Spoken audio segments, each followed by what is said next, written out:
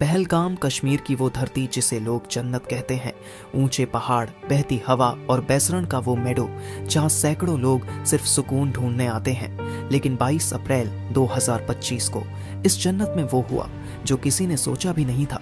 दोपहर 2:30, सब कुछ सामान्य था। यहाँ सैकड़ों लोग आए थे, कुछ हनीमून पर, कुछ अपने परिवार संग और कुछ तन्हाई में सुकून ढूंढते हुए। सब इस वादी की शांति में खोए हुए थे, पर शायद किसी को अंदाजा नहीं था कि इस जन्नत की चुप्पी कुछ ही पलों में चीखों में बदलने वाली है। अचानक से 3 आतंकवादी जंगल से निकलते हैं, सेना की वर्दी में, हथियारों से लैस, AK-47, हैंड ग्रेनेड और पूरी प्लानिंग के साथ। सूत्रों के अनुसार ये आतंकी TRF द रेजिस्टेंस फ्रंट के सदस्य थे, जो लश्कर-ए-तैयबा से जुड़ा संगठन है। उन्होंने सेना की वर्दी पहन रखी थी ताकि भ्रम फैलाया जा सके। आते ही उन्होंने गोलियां चलानी शुरू कर दी। प्रत्यक्षदर्शियों के अनुसार आतंकियों ने कुछ लोगों से उनकी धार्मिक पहचान पूछी और फिर निशाना बनाया। बिना चेतावनी, बिना दया के, वो दरिंदगी जिसे शब्दों में बयान करना मुश्किल है। लोग जान बचाकर भागे। कोई बच्चा मां की गोद में था, कोई पति पत्नी का हाथ खींच रहा था, लेकिन सब नहीं बच पाए। 26 मासूम जिंदगियां हमेशा के लिए खामोश हो गईं। इस दिल दहला देने वाले हमले में 26 मासूम लोगों की जिंदगियां छिन गईं। इन शहीदों में थे भारतीय नौसेना के जांबाज अफसर लेफ्टिनेंट विनय नरवाल, एक ऐसा नौजवान जिसकी शादी को अभी सिर्फ कुछ ही हफ्ते ही हुए थे। उनकी नई नवेली जिंदगी, सपनों से भरा घर, सब कुछ एक पल में उजड़ गया। एक इंटेलिजेंस ब्यूरो के अफसर भी मौके पर शहीद हो गए।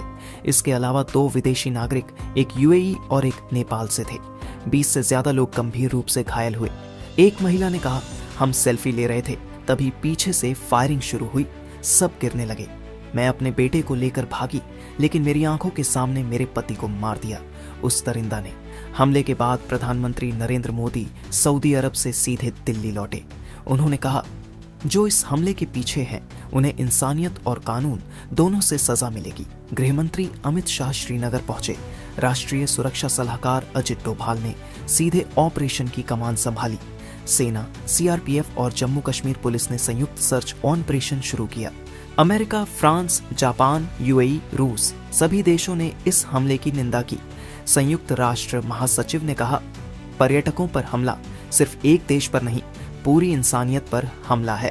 पहलगाम की सड़कों पर सन्नाटा है। टैक्सी ड्राइवर, होटल मालिक, शॉपकीपर सब सहमे हुए हैं। कई यात्रियों ने अमरनाथ यात्रा की बुकिंग रद्द कर दी है।